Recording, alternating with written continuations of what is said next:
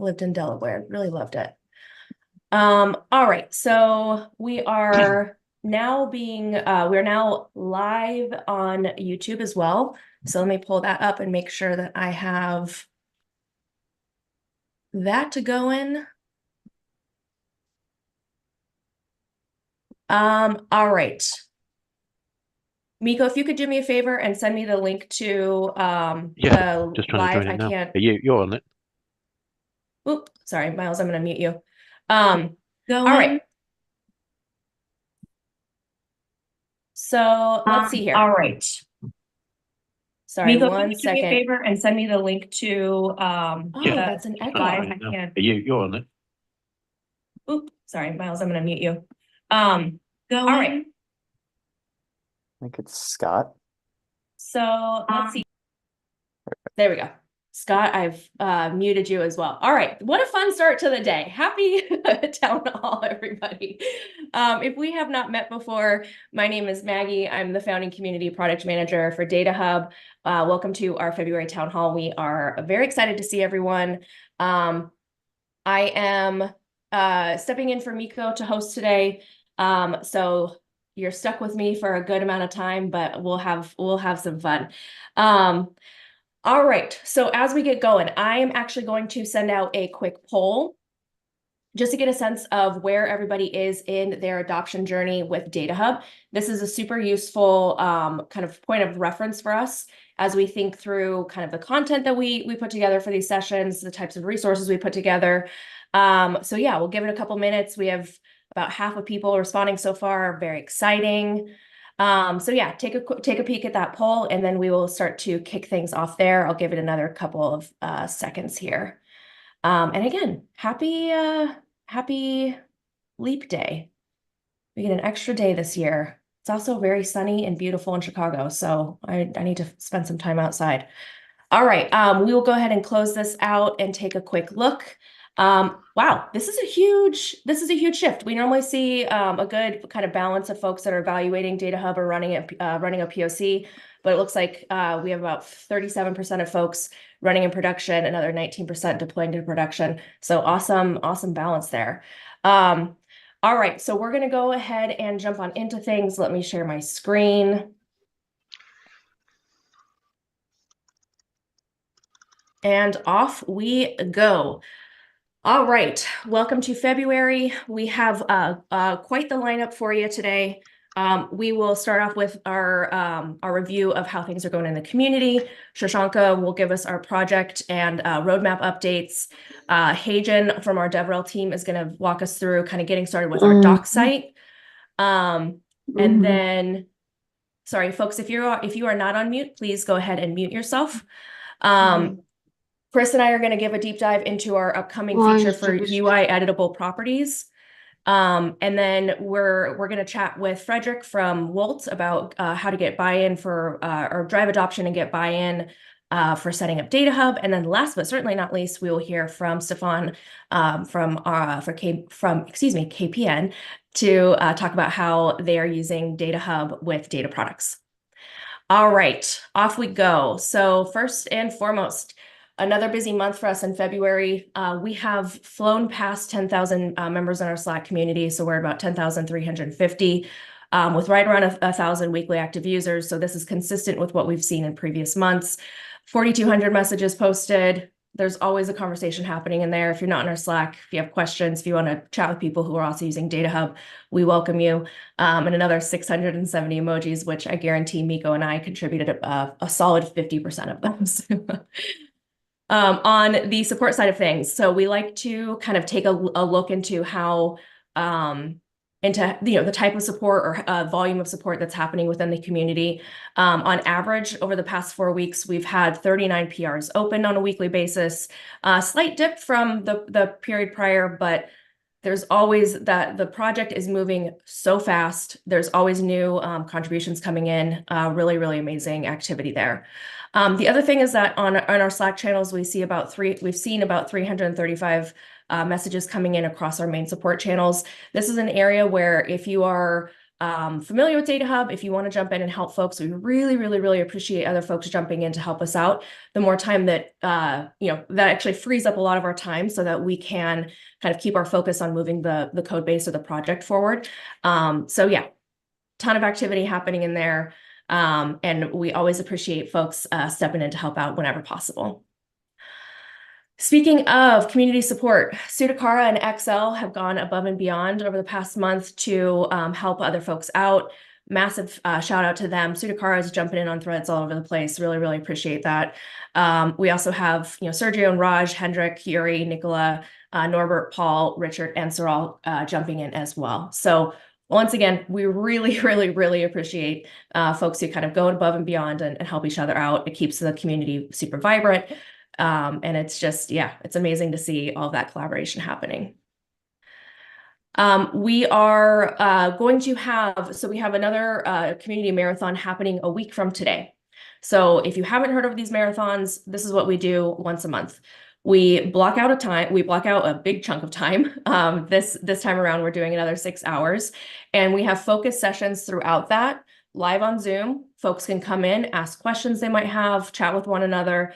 The areas of focus are on getting started with DataHub, questions related to ingestion, and questions related to deployment. So we will be sending out comms in, our Slack today. We'll also be sending out a newsletter. You can also find the event on, we have our new events page, so events.datahubproject.io. All the information will be up there shortly, and we will see you all for another 6 hours in a week or so. All right, Shashanka, I'm going to hand it over to you for our project updates. Oh, actually, sorry, before we do that, I'll just chat through our contributions.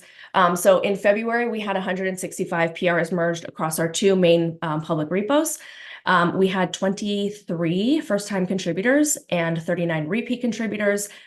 It's just amazing, the volume of kind of new folks that are coming in. It's outstanding. So huge shout out to those folks for jumping in and helping or contributing back to the project. And also huge shout out to our first-time contributors. All right, Shashanka, I will hand it over to you to talk about V13. Awesome. V13 looks like it's going to be a special release. We have been working on it for a while, and it's starting to coalesce. I think we are targeting a release in the next couple of weeks.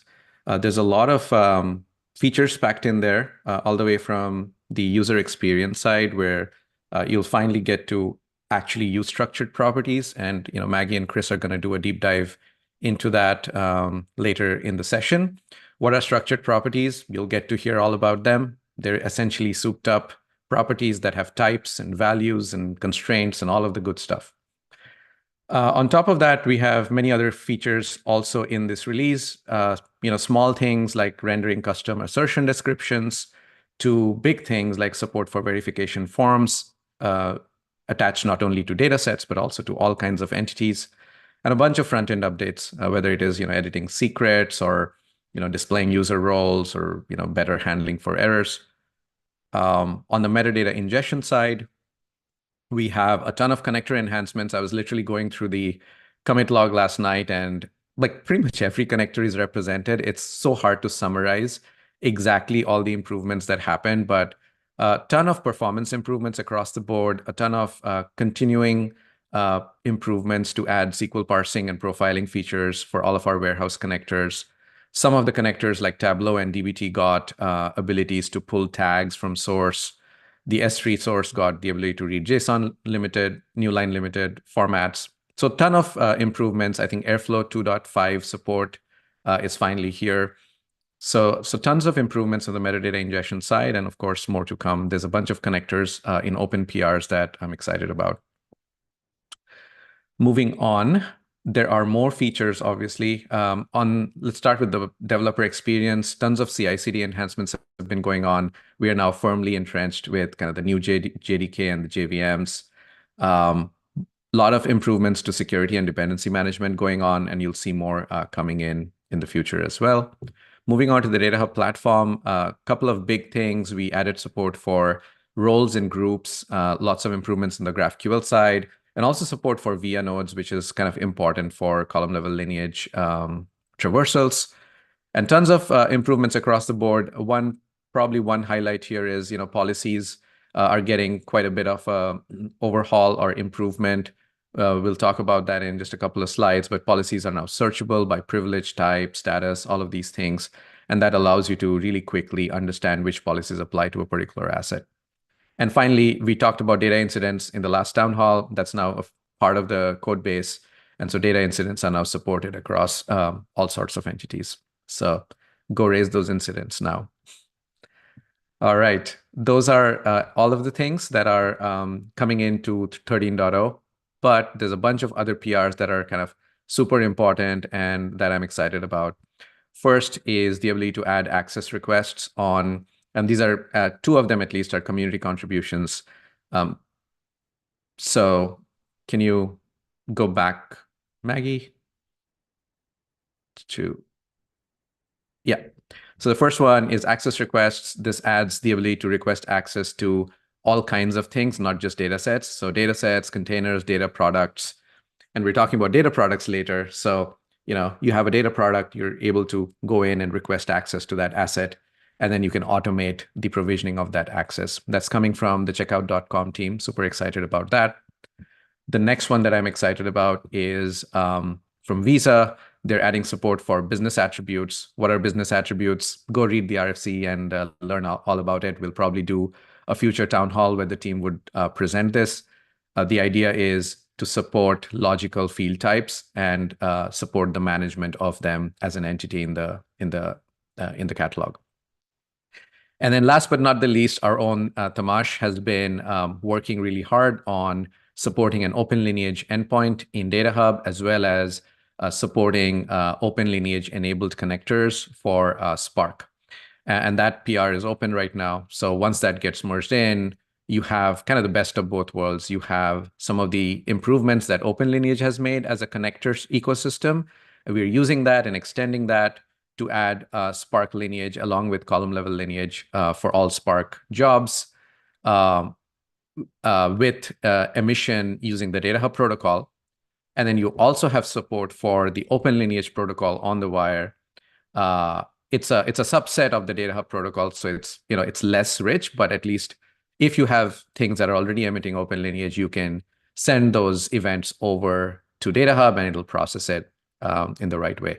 So I'm really excited about all these three PRs that are open. We hope to get them in over the next couple of weeks, and so they'll be part of probably 0.14. With that, I'll actually hand it over to Maggie to talk through a really exciting feature, view access controls. Yep. All right. So one of the questions, this has actually been coming up in the community quite a bit over the last couple of months in particular.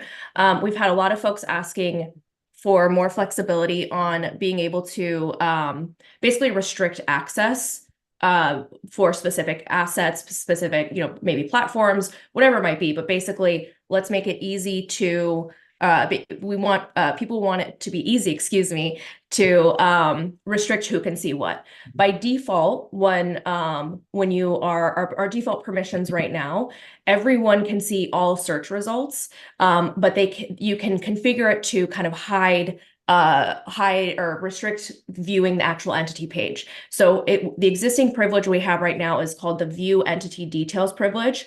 So by default, when that's enabled, a user can view all of the assets within search results, can view all of the assets within our lineage visualization, but can only view the entity detail pages where they've been given access. So what we heard from folks is saying, it's actually confusing if someone sees a search result or a data set or a data job, whatever that might be in the search results, but they don't have access to view it.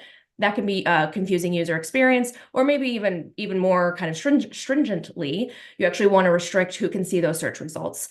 So what we're rolling out, we're currently calling it the view entity privilege. We might do a little bit of shifting in our naming conventions, so more to come there. But the idea here is that when a user is assigned this privilege, they can only view assets in the search results where they have explicit access. In the lineage view, so in the lineage view, we'll still show that there are nodes or kind of data sets across those lineage edges, but we will obfuscate all of the entity details. So if you have any concerns around privacy or any kind of areas where you just simply don't want people to know the name or the resource even exists, we will obfuscate that without, but we actually, and I'll show you in the next screenshot, but basically we wanted to make sure that we were still supporting an understanding that there is an intermediate step or there is some sort of asset in that lineage chain. You just don't have access to it. And then again, you can only view entity detail pages where you're given access.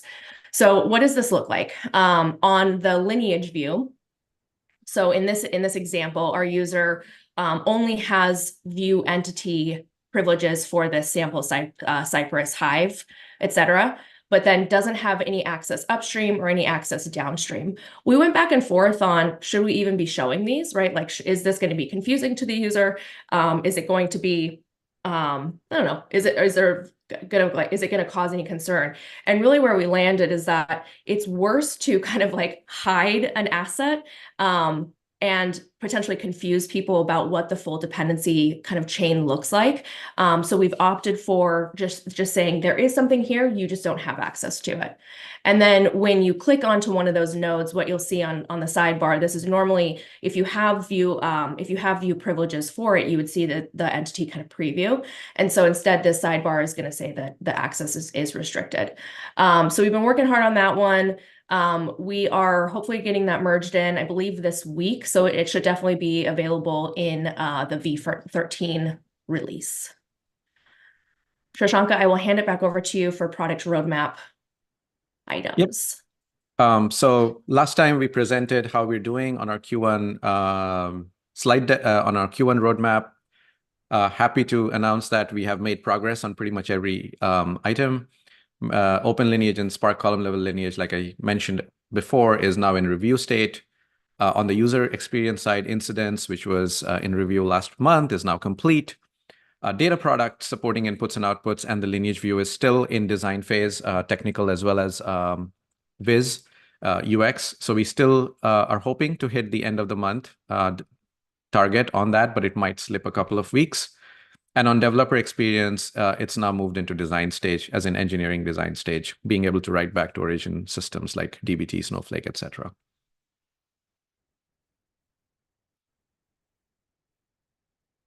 All right. One last thing. We mentioned this in our last town hall. We would love to hear from folks in the community about how your organization is using events or metrics or dimensions within your kind of day-to-day data needs, right? Kind of how you're defining them, how they relate to other data sets or other assets within DataHub. So we would love to kind of hear your use cases, love to get your feedback on what you'd like to see or how you'd like to see those supported within DataHub. So if you have any ideas or if you want to collaborate, feel free to reach out to me directly in Slack, and we can chat with you there. The other thing is that we are starting to explore supporting data exploration within DataHub. So actually, if you're on a data set page, actually being able to query that data set directly. And by doing that, what we are looking into is integrating with Querybook.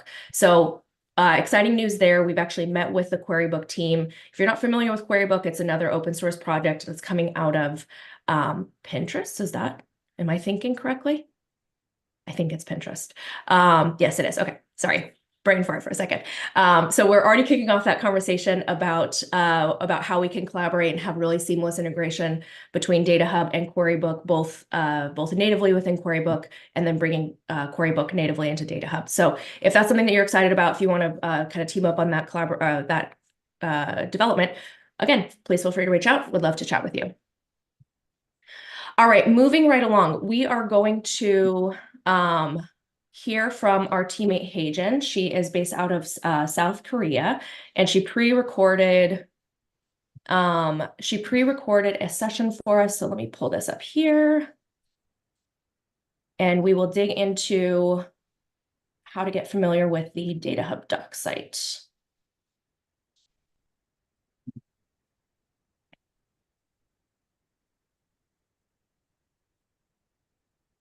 All right, 1 second, please.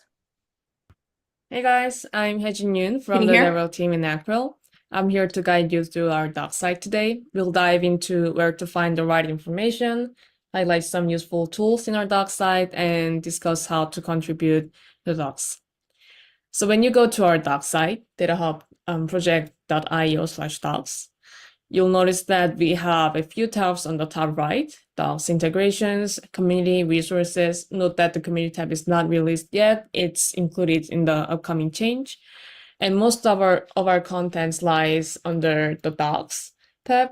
So everything around the guides tutorial, our key features, API guides, release stories are here. And under integrations, this is a place where you can search our integration sources. So let's say you want to know if DataHub supports MongoDB as a integration source. You can just search its name here. And if you click the card, it'll navigate you to the corresponding guide in our doc site. And you can also use the filters to search the data sources. You can search it by the connection type, the features, whether it supports column level lineage, stable ingestion, and also platform type, such as data store, BI tool, messaging. So let's say you want to know which data sources supports push-based ingestion. You can just click push here and hit search, and every data sources that supports push-based ingestion will show up here. And under community, under resources, this is a place that all the materials that will help you understand DataHub will go. So you can visit our demo site, our blog, our roadmap, our GitHub, etc. And under community, this is going to release soon, but I'm going to do a sneak peek here. So you can visit our Slack community through here, or you can see our Hall of Fame of our DataHub champions. So keep an eye for the update in our Slack community. And let's get back to our docs. So let's dive into the sidebar a little bit. So on the top level, we have getting started, integrations, deployment, admin, developers, API and SDKs, and community. So all the things from the getting started to deployment goes to the day one material. So let's say it's your first time with DataHub. You want to understand what the key features are, or you want to deploy it as a POC. You want to maybe quickly connect your data sources. Everything related to that is here. So for example, we have a key feature guide here and a basic guide on how to get started. We have a quick start guide that lets you deploy DataHub within a few steps. And we also have some quick start guides on our some popular data sources, such as Redshift or Tableau or Snowflake. And we also have a deployment guide for different platforms, such as AWS, GCP, and Azure. And all the things from admin to API and SDKs belongs to the day two material, in my perspective. So let's say you already deployed DataHub somewhere, whether it's in your local machine or somewhere in the cloud, and you want to maybe invite some users. Maybe you want to customize the DataHub instance, or you want to utilize one of our APIs. All the guides relate to that here. So we have our auth guides, we have guides on the local development of DataHub, and all the guides related to our APIs, SDKs, GraphQL, CLI actions are here. And last but not least, we have under community tab, we have all the community docs here, and also you can see the release history of our product as well. And now I'm going to introduce some useful tools in our doc site. So first, you can see this little blue widget on the right bottom on every page. This is an AI bot for our docs site. So this will answer pretty much everything that is on our docs. Let's say you want to know how to enable column level lineage in BigQuery. So you can just type how to enable column level lineage on BigQuery, and the bot will find the relevant page on our doc site and provide answer for you. Yeah, so you can see that the bot actually found some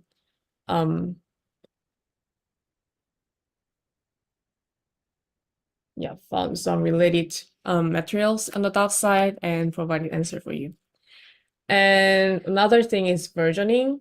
So you'll notice that we have a version selector on the top left, and you can select the version for the open source DataHub. You can actually move across the versions to find the docs that corresponds to your version. Yeah. Last but not least, let's talk about how to contribute to our doc site. So there's no limit where and what you can contribute to our docs. If you spot a typo or you want to suggest a fix, or if you think some of the contents are missing, you can also contribute as well. And the fastest way to contribute is just to click, this edit this page link on the bottom of every page. And this will directly navigate you to the corresponding markdown file on our GitHub repo. So you can start there, or you can just clone our Git repo and start from there as well. Or if you're not sure how to create a PR or handle the Git repo, you can post a message on our Slack community. Specifically, we have a channel called Code Contribute, where we talk about all the contribution stuff, and our team will gladly help you. So that was a quick guide on our doc site. Hope this was helpful. See ya. All righty. Thank you so much, Heijin, if you can hear us. All right, we are going to move things right along. Let me get my screen sharing again.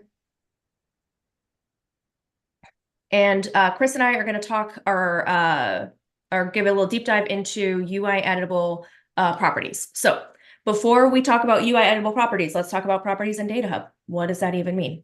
So currently, or kind of to date, the main way that we have supported kind of arbitrary key value relationships or key value properties is through this kind of properties tag. It's just a really straightforward way to kind of give a name of a property and a value. And historically, all we've supported is just an arbitrary string relationship between those two. These are, so these have been really, really useful for folks to kind of have a flexible way to kind of push and enrich metadata during ingestion or programmatically via our APIs. It's also something we actually index those properties in search, so it lends for much more advanced kind of search use cases, filtering, etc. So the pros with this so far is that properties have been or are extremely flexible and easy to add. Anything that's related to your organization that maybe doesn't fit nicely or neatly within DataHub's metadata model. The con of it is that they can only be added or edited during ingestion or via our API. And also the names and values are unrestricted, i.e. ungoverned. So very easy to kind of get into the garbage in, garbage out scenario. So what we've heard from the community really over the past year, like we've been hearing this feedback quite a bit, is that folks want the ability to actually manage or edit those property values via the UI, particularly catering towards less technical users that maybe aren't as comfortable working with an API or managing ingestion pipelines, and really just a way to kind of like supercharge data governance.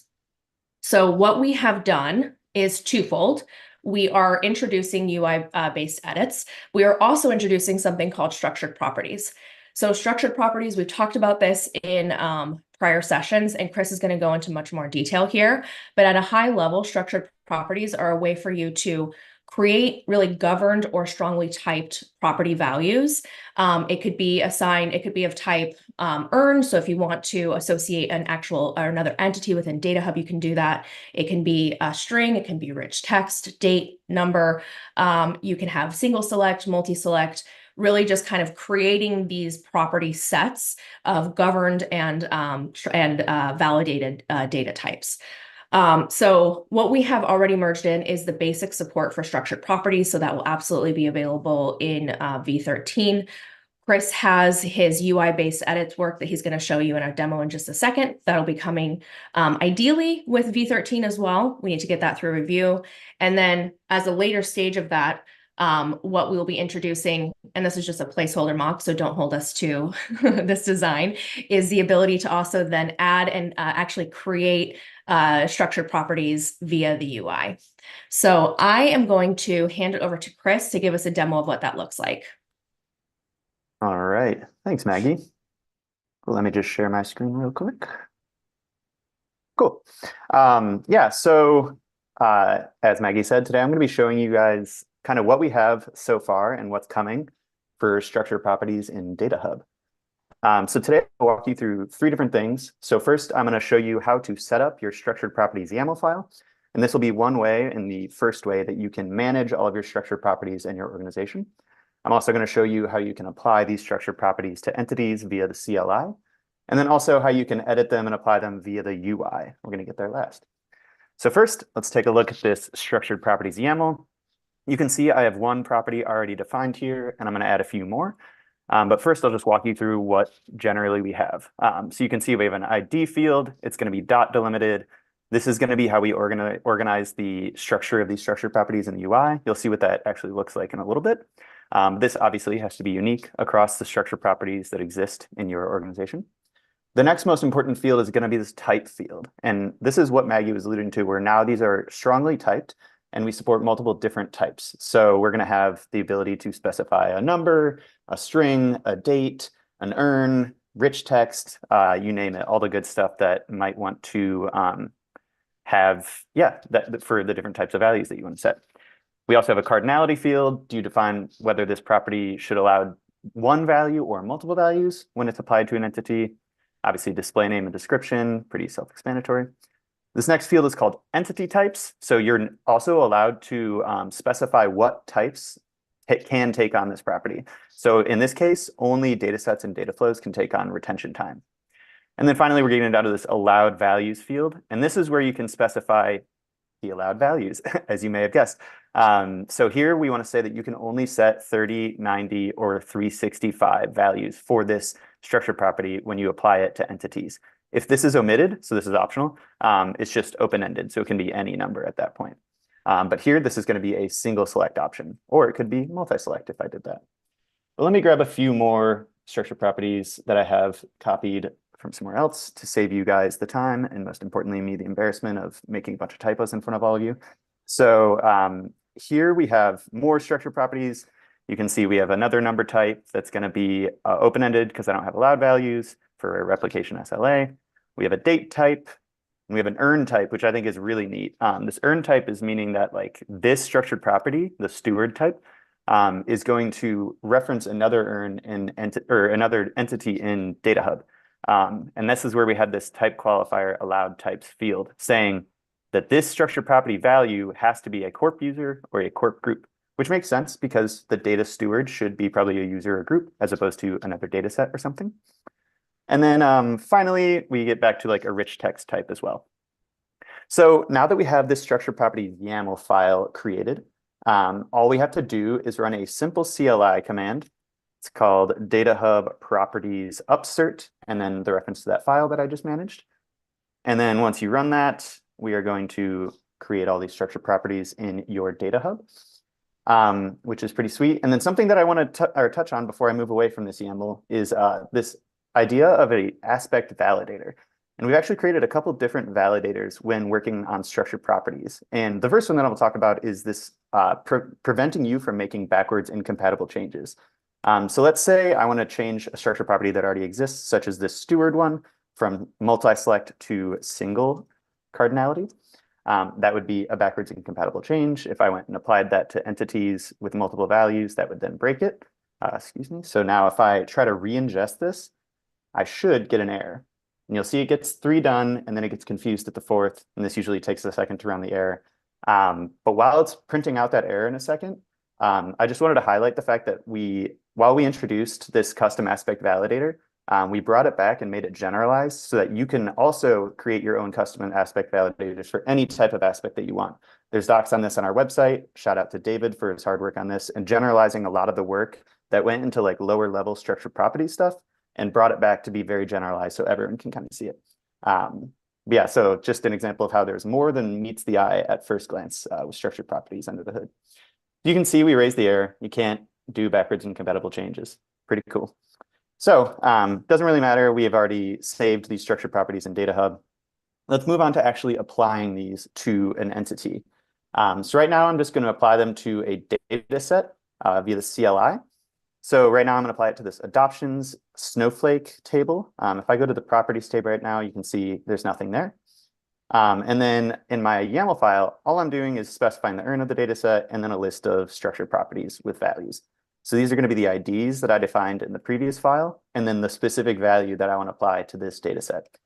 So let's ingest this really quick. This is going to be another handy CLI command called DataHub dataset upsert, and then just that YAML file. Let's ingest it, and cool. So we upserted that data set, and if I do a refresh on this page, you can now see we have 5 properties applied, and they're grouped by the IDs and the like organization that you manage in your based on the structure of the structured property. So you can see all the different 5 options here. We have the date field, number, rich text field, and then the nice new thing is you can now edit them in the UI. So let's say I want to edit this steward field and add a second one because this has cardinality multiple. There's another user called admin. Oops, sorry.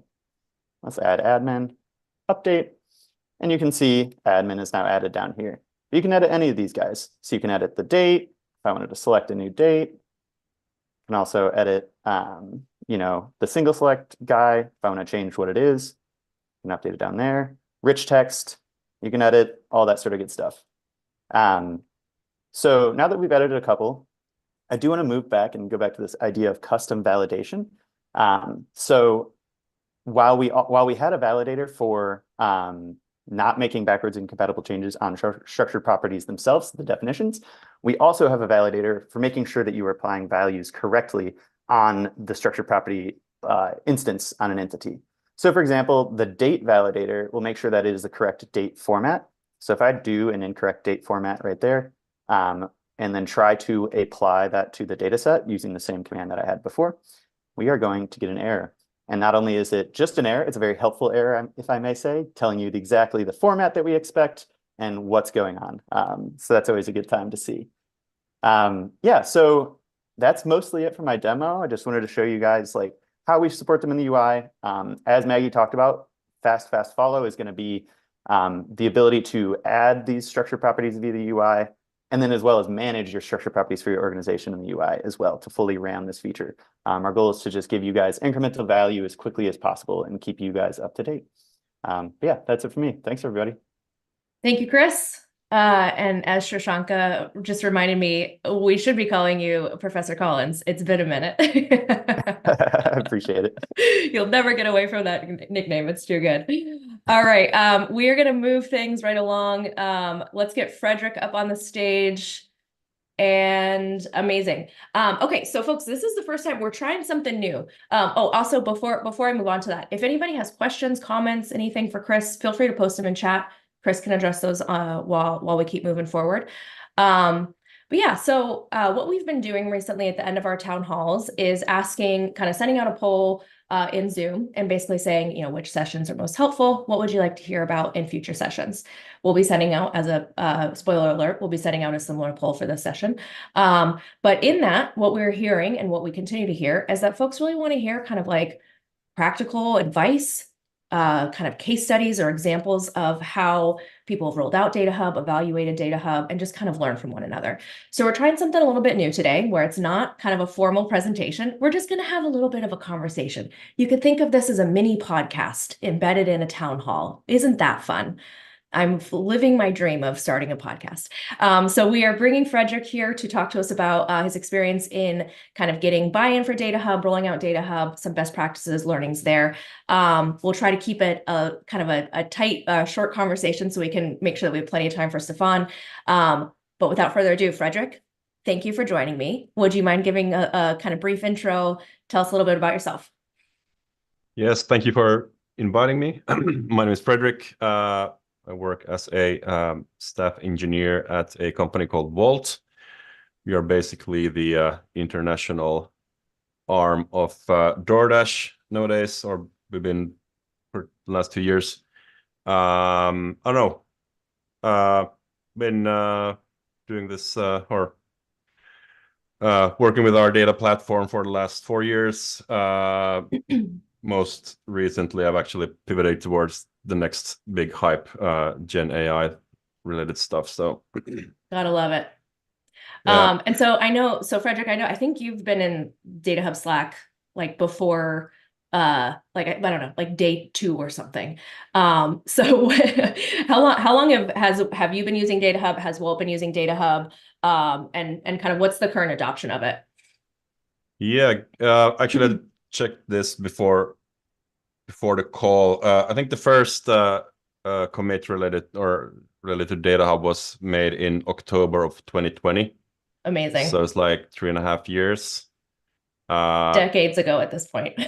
Almost, yeah, feels like it. But yeah, nowadays I think we have some 200-300 users, varies a little bit. We are very sort of centralized. Our data platform is very centralized. We use Snowflake a lot and Airflow, and most recently we've been adopting some new technologies. So it's the most relevant, or I think most people just use it for the good old like data discovery, just searching for Sure. data. Where is this? What does this column mean? Who owns this? This bread and butter of DataHub. We haven't really gotten into this data mesh fad just yet, so we'll see what that brings. But we are seeing some need for that as well on our end as we adopt new technologies. Yeah. Yeah. So okay, so a couple hundred users every month or so. How did you, like, if you think back to like when you were first starting to look at DataHub or kind of starting to implement it, what were some of the use cases you were starting to tackle, and how did you kind of go through that buy-in process? Because you don't go from 0 users to 200 overnight. That's some serious effort there. No, it's been a journey. I remember, I think the sort of initial discussions we had started from like machine learning use case, mostly because my background is in machine learning, and there's a lot of talk about lineage in that space as well. They're a bit more maybe systematic about it, or sort of pedantic about it than the data world, where we're more like maybe interested in like relationships. But and we knew we needed some kind of solution for keeping track of our data sets and models and where they are used and so on, and where data is coming from. And we went on this journey, and believe it or not, 4 years ago, the space in the data catalog space was very different back then. There was basically one open source option. It was very not modern, and we basically were not able to host that on our infrastructure. And I was almost ended a friendship, or one of our DevOps engineers almost ended the friendship with us, because he was sort of tasked with trying to deploy it on our infrastructure, and it was not possible. Fortunately, we stumbled upon this random DataHub project that seemed to be a better match because it was, there was Docker based, and I don't think there was any Helm charts back then, but we were able to make it work, and it used Kafka, which we were very familiar with, so we didn't have much options then. So we just tried it, and it seemed to work, and we got engaged with the community quite quickly. We had some features that we wanted implemented, and I think we wrote a RFC or two, and I think we implemented a couple of features ourselves as well. Yeah, we really liked the community, and everyone was super helpful, and we just we got the feeling that the project was gonna be a success. And we were very happy with being involved with helping that Awesome. community and ecosystem. So I do want to ask you one thing, and we need to cut over to Stefan in just a minute. But I'm curious in terms of actually like getting people using DataHub within 𝗏𝘀. Do you have any kind of strategies or kind of lessons learned on things that went well, things that maybe you tried didn't go so well, you wouldn't recommend trying that again? Like, how did you go from your team setting up DataHub to actually having that high volume of users on a regular basis? Well, in our case, what really worked was just keeping the documentation top notch, and just really enforcing keeping the documentation up to date, and that's what really drives our users. So then we did a couple of mistakes, partly because the project wasn't very mature when we started using it, so we basically have our own REST API for DataHub at the moment, which is completely unnecessary, but we just haven't gone around to deprecate it yet, and things like this. But I think we can be pardoned for those mistakes. But amazing. Any kind of like last thoughts, like if someone's kind of just starting to, maybe they have DataHub implemented, they want to start rolling it out to end users, any sort of like, I don't know, sage advice you can pass on to them? I try to think about this. Not really. One sort of learning that we did get was like with more knowledge comes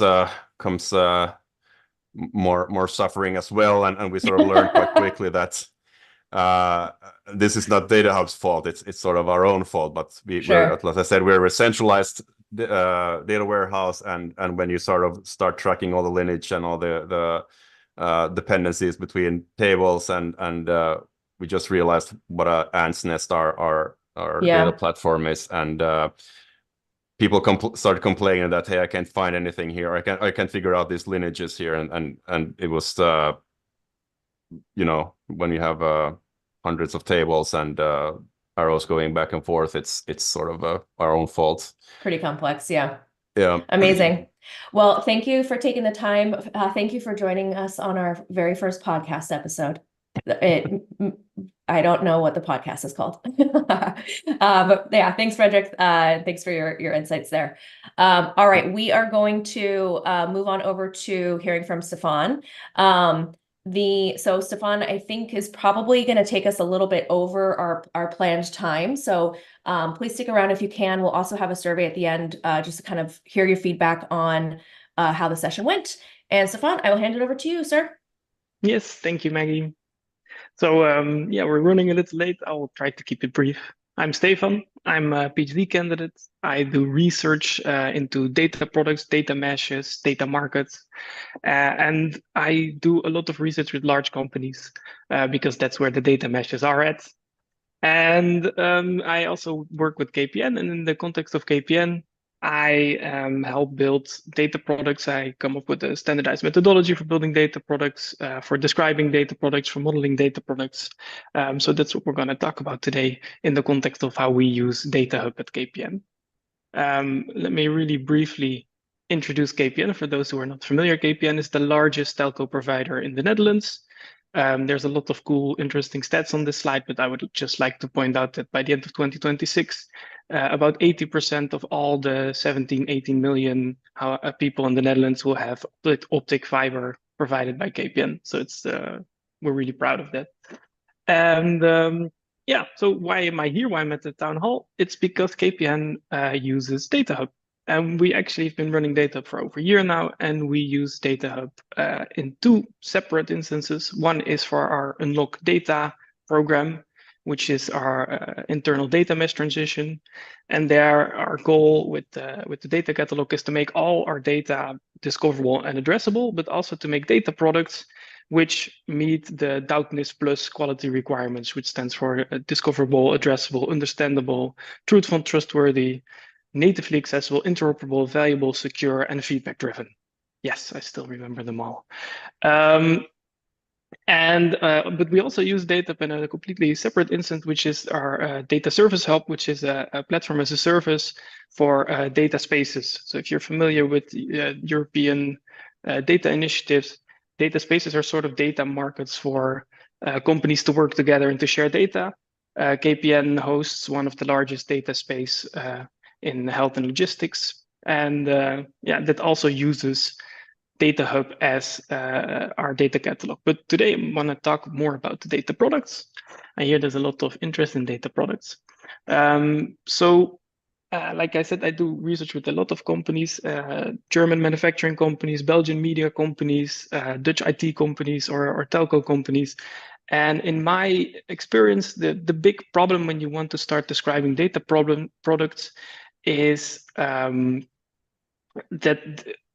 the data products are such big holistic entities and there's not a lot of literature on what they are. They're not very well defined as entities, right? So there's data, there's code, there's metadata, there's input ports, there's output ports, there's control ports, there's responsibilities and actors and domains and infrastructures. So we have to really understand what a data product is, and then we can start describing this. And the way that we solve this at KPN is we have this really big formal model. It's way too big actually, but it's complete, which is nice. And I'm gonna really briefly show you some of the things, and then we'll do a demo because yeah, that's much more fun. Yeah, as you can see, there's a data product, and the data product has all these properties like data providers and stuff. And then for us, a data product has one or more data assets, and the data assets are sort of the objects that the data product provides information on. I will give an example about this, but every data asset has one or more distributions, which are the technical manifestations of our data assets. So these are the actual tables or the views or the Kafka topics or the flat files. This is what you're actually sharing, but you can have like a Kafka topic about the data asset and a CSV file, let's say, about the data asset. And they're both about the same object, but they're different technical manifestations of data. Now, these distributions are then made available through output ports, which is where you go to get data from a data product. We also want data contracts, so that's very hip at DataHub right now. We're very excited about the developments there. And we really want data contracts on an output port level. For example, you can have say, anonymized distribution for an anonymized consumer, and you can have a full distribution, and they're made available through different output ports, and so we need different data contracts for that. Now, this again is shown in the demo in a bit. We also have input ports to keep track of our lineage. We keep track of the use cases, which allows us to improve discoverability and understandability of data products. We have control ports, we have domains, we have institutional knowledge, and actually most of this is already natively supported even in the open source version of DataHub. So it's very nice. You're looking, by the way, this is the link if you want to see this model. This model is fully open source. Like I said, I'm a scientist, so you can check it out. It's a full description. If you do want to go deep, this is the really quick flyby version. But you can see things like domain is already in DataHub. The institutional knowledge and the use cases, we keep it in the business glossary, works very well for that. There is a data product entity in DataHub. There is a whole analytics page where you can track let's say the certain properties of data products, which we use as a control point to check if people assign owners to data product, or if they're assigned to domains, or if there are use cases registered for data products. Great. Data contracts are coming. We're very hyped. I just heard 𝗓𝘂𝗛𝗂, or I saw 𝗓𝘂𝗂𝗛𝗂 type in the chat. There's also output ports coming, but we'll get back to that. Because this is the part where you see my really nice drawing, that we're doing it, but we're still figuring out the exact details, let's say. But let's do a demo. So this is a very complicated data product, and I've deliberately chosen a very complicated data product to see, let's say, the value of structuring your data products like this. This is for fiber rollout in the Netherlands, which this is, by the way, it's completely anonymous. Everything in here I've changed, but the spirit, let's say, is true. So you can see here we have 5 different input ports. So data is coming from, let's say, operational systems, but it also can come from external data products. We have some data objects. So for example, there's connections here. I don't know if you can see my mouse. There's connections, which is like where the cable actually is. Cables are at addresses. As you can imagine, connections are created in projects. There's contractors associated with projects, etc. So these are, real world things that we have data about. And then we have different distributions. So we might have a flat file. We might have a Kafka topic. We might have a full, complete all the data. We might have a more anonymized version of the data. And we make this available through different output ports for different types of consumers. Right. So, for example, we might have an external consumer, a partner of KPN, who helps with the fiber rollout. And this partner doesn't get all the data. They get a anonymized version or a very trimmed version of the data. But it's still about these 6 data objects. But for our internal reporting and analytics, we might make the full data available. We might make it even available through SQL-based API, as well as a Power BI optimized output port, whatever. Right. So what does this then look like when you start describing it in DataHub? I'm tabbing, and I hope you can still see my screen. It looks like you can.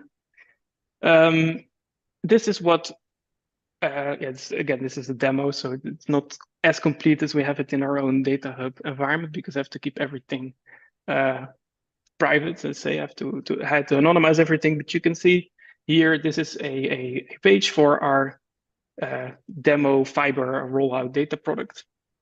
And you can see there's all the things that the DataHub supports natively, like owners, like domains, like glossary terms, which are actually used as well. I might click them later. And you can see here that we have some values that we describe. And for us, it's very important, because this is such a complicated data product, because there's like hundreds of tables and views and Kafka topics and flat files associated with this, that our consumers don't need to dive into these 100+ views and tables and Kafka topics. That they land here, that they see, this is a data product about connections and projects and addresses and active operators, that they then can see, okay, what does that even mean? What does an address mean? Okay, well, I click it, I go to the business glossary. My bad, I need to connect to the VPN, because I'm in Germany right now. I'm visiting a research institute. Hopefully now it works. Looks like it.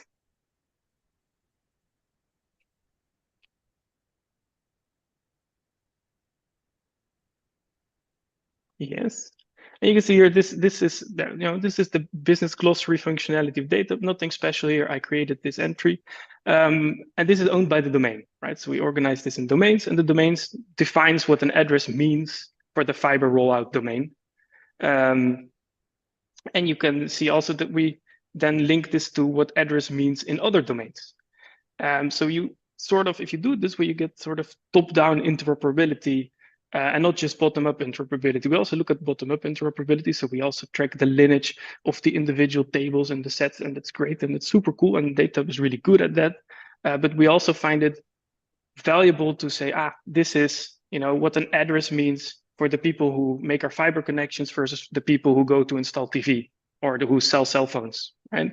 And this is then how you can think also about interoperability. So that's, yeah, you can click on any of these and you can get human readable descriptions of what the data assets mean. And then if you go as a consumer, you land here, you say, okay, I want information on these data assets. I understand what they mean. Now I want to see what is actually available. So I can see, okay, there is Power BI available. There's Kafka topics maybe available. There's an FTP that is specifically for finance, or there's one for an external consumer. I probably don't want that. And then I think I filled out this late. That's something we are still thinking about how to do this most optimally. But if there's, like, in this case, 22 tables and views lying underneath this right now, you click this, you get a schema, and you get all the tables and the views that are exposed through this output port. In this case, it's all fake data, right? So this is a practice set that I uploaded to our dev environment so that I can show you. But this is how you go from our data product landing page to the actual tables and views and Kafka topics and files, etc. We don't want you to, for example, click assets and then find 100 different assets under here and then still have to go manually through them and say, I need this specific asset. That's still annoying for us, let's say. So we also keep some information on input ports. We also keep information on consumers. So I think I created, yeah. So you can see here the demo use case that I added. Yeah, it's very simple, but we want our consumers to actively write down how they use and consume the data products, because then this allows us to improve the discoverability and the understandability of our data products. And also, again, if you consume data from multiple data products, then there must be some interoperability there. So this is also a really easy way to have top-down interoperability tracking or checking, right? Yeah, given that I'm already nice over time, maybe we cut it over here. Oh, no, really quickly. I'm super happy. I just saw Kshanka type that you're working on output ports, because right now we type output ports like this, right? We keep a lot of documentation external because maybe we already have it.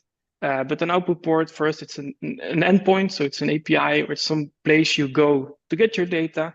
It's a set of instructions. So if you want to consume this, you have to request access through IAM, or you have to send an email and explain to me what you want, or whatever, can be anything. And it's a data contract. Data contracts, like I mentioned, they are on an output port level for us. That's very important. Yeah, I think that's a nice place to cut off the demo. I have one more slide, which is the lesson learned, the takeaway.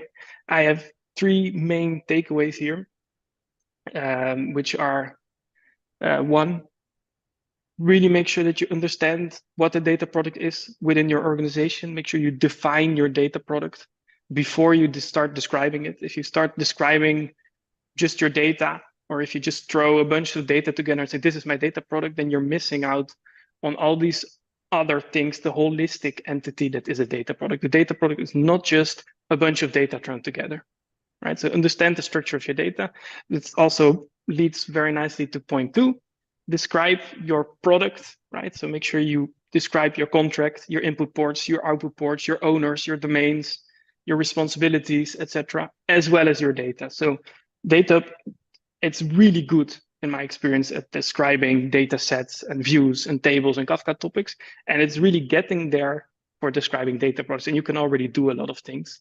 And then finally, what we find very valuable, especially once your data products become more complicated, is to describe your data on multiple levels. And I've sort of shown this. So we keep also logical schemas of our data products. I didn't show that.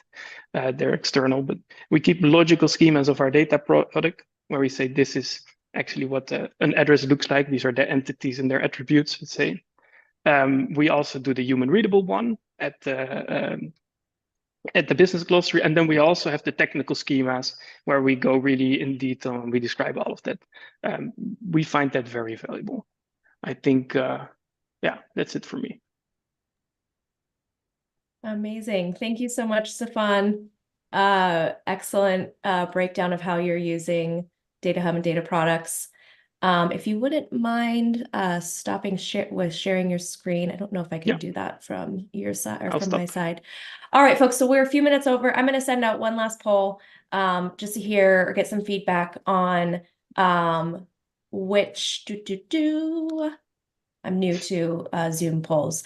Looking for your feedback on which sessions you found most insightful. And also there's gonna be one more question in there about what you'd like to see in future sessions. 𝗀𝘀, there's also a couple of questions in chat if you want to take a look at those. And Yeah, I will close out. Say something real quick? Sure. Sorry. Yeah, of course. So like I mentioned, I work with corporations, but I'm also a scientist. So if you're working towards a data mesh transition and you want to, let's say, spar with someone about what the data product is and what it means, I write papers about this. I love talking about this. So reach out to me, right? My link of my work, of some of my work, is in this presentation, which I think you will share. But I'm also, I have a passion for this topic, so I'm happy to talk with people who want to build data products. I think it's a criminally under-researched topic in the data mesh community. It's all about the architecture. No one's thinking about the data products. Yeah, I very much agree with you. And honestly, we should probably just have kind of like a community-based like or discussion session where people come ask questions, kind of debate a little bit or kind of dig into some of those nuances, because I think there's no shortage of nuance for folks to think through, and it's very easy to gloss over. So 𝗀𝘀, we might be following up with you on that. All right, so I'll give it just a couple more seconds for the survey. So 𝗀𝘀, please do take a quick peek at excuse me, at the Zoom chat. I think there are a couple of questions in there. But otherwise, I do just want to start a podcast. That's too funny. Maybe I want to start a podcast. I don't know. We'll see. All right. So I'm going to go ahead and end this poll. I will share out the results. It looks like great. Let's see. So deep dive into editable properties. That was great. KPN case study. That was great. Product roadmap. Always fun. Thank you folks so much. We will take a look at the additional feedback you put in there for topics you'd like to see. Happy end of February. I hope you all have a lovely remainder of the week. Also, a reminder that we are going to have our community marathon next Thursday. We'll be sending out comms on that shortly. Thanks.